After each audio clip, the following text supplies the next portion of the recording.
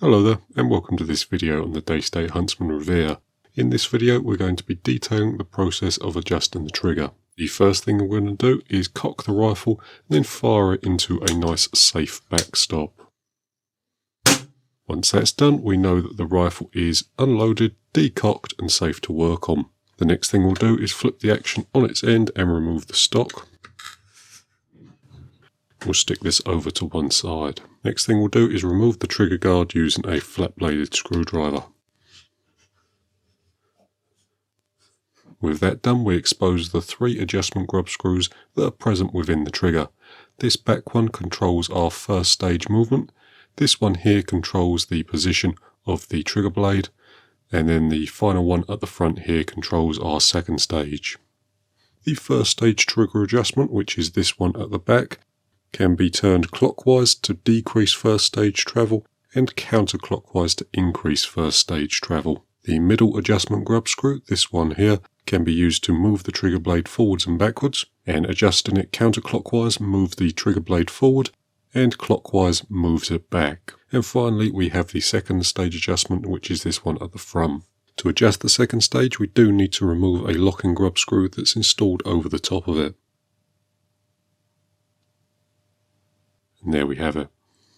With the locking grub screw removed, turning the adjustment screw clockwise decreases seat engagement and turning it counterclockwise increases seat engagement. This grub screw here basically controls your second stage creep, and if you had a little bit of second stage creep on your rifle, this is the grub screw you would need to adjust. You'd need to adjust it in quarter turn at a time and then replace the small locking grub screw on top of it. Then test the trigger. The next thing I want to say is that improper adjustments of both the second stage and the first stage adjustment screws can leave the rifle unsafe or the trigger non-functioning. So if you do end up adjusting your trigger, make sure you do it a quarter turn at a time and always make a note of what you have done so that you can revert the changes if necessary. What we'll do now is I'll have a little play with the trigger, I'll adjust it up and I'll make it non-functioning. Then I'll take you through a process of resetting the trigger. Right, so after a little bit of playing around, I've managed to get a non-functioning trigger. The sear or the hammer no longer latches on the sear, and there's an awful lot of movement in the trigger. So we'll fix it one piece at a time.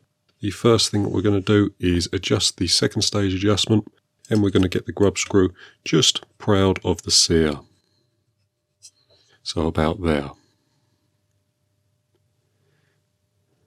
Next thing we're going to do is take a look in the back here, and if we look at this spring in the back, we see a grub screw running up the center of the spring.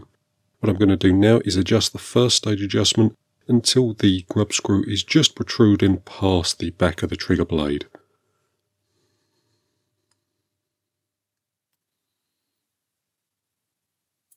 And hopefully the camera will pick that up there. But the first stage adjustment screw is protruding just past this flat section here, so it's just capturing the spring. Next thing I'm going to do is adjust the middle screw, so this one here, and what we're going to do is get the trigger blade so that it's parallel with the block. So this part of the trigger blade and this part of the trigger blade being parallel with the block.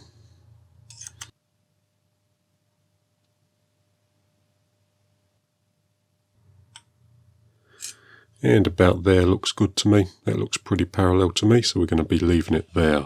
At this stage, I'm just going to make a double check using the retaining nut for the trigger guard.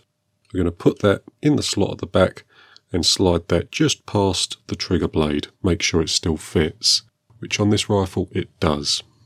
If you go too far with this middle adjustment, it can raise the trigger blade too high and that washout won't fit in where it needs to fit in. So just be aware of that. The next thing we're going to do is adjust the second stage again. We're going to go all the way in this time. And we've felt the grub screw lightly bottom out. You definitely don't want to do this up tight. Well, I can just about feel that the grub screw has bottomed out, but I've gone no further than that. The next thing I'll do is just take a Sharpie and mark my Allen key. And then, whilst turning half turns at a time, I'll try and cock the rifle.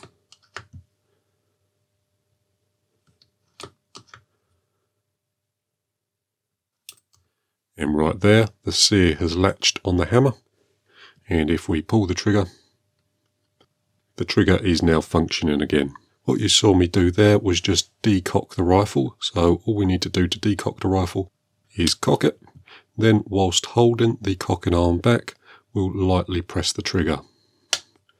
As you do that, it's incredibly important to keep a good firm hold of your cocking handle, as if you let it go, it may fly forward and the rifle will fire. But decocking the rifle just saves firing off the rifle every time you make an adjustment. The next thing we can do is fine tune the trigger. So at the moment, the trigger has got a little too much first stage for my liking, and we do have a little bit of creep on the second stage. We'll sort out the first stage first, and to remove first stage, we just need to turn the adjustment screw clockwise. So quarter turn at a time.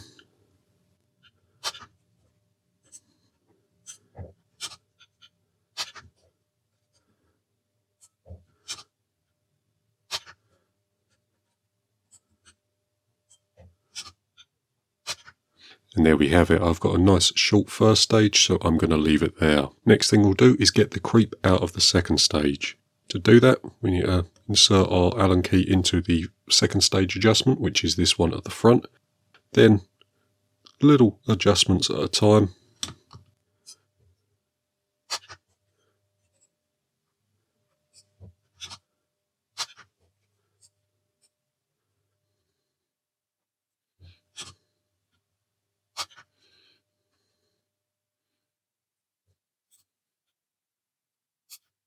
Once the second stage is roughly where it needs to be, we'll take our locking screw and get that reinstalled.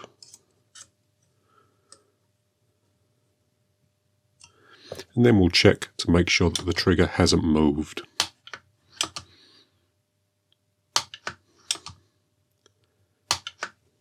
The last thing that we need to do is make sure that the safety is still functional. So we'll flip the rifle on its side, cock it, flick the safety over, and then try and pull the trigger. So as we can see there, the safety is working and we're not able to fire the rifle whilst it's on safe. We'll flick it off safe.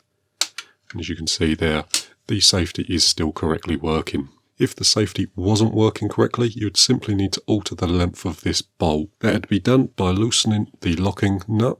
So this nut here using a 1/4 inch spanner, then adjusting this bolt here using a 3/32 Allen key, locking it back off with our 1/4 inch spanner once we'd adjusted the bolt length. The ideal position for the bolt is just under the back of the trigger, so there.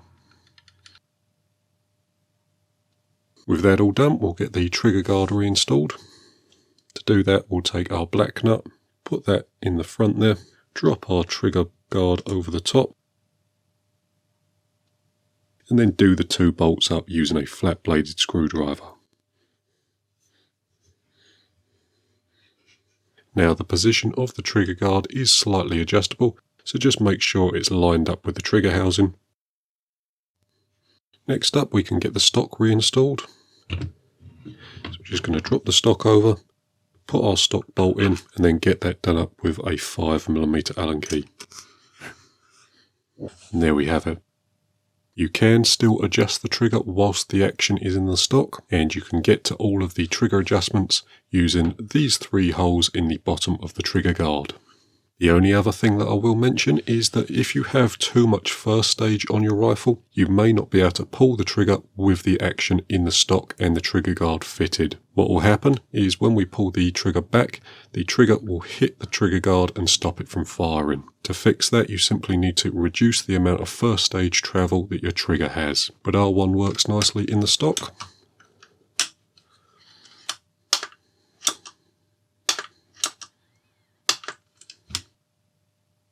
With that all said, that's pretty much going to do it for this video. So I hope it's been useful. Thank you for watching, and we'll see you in the next one.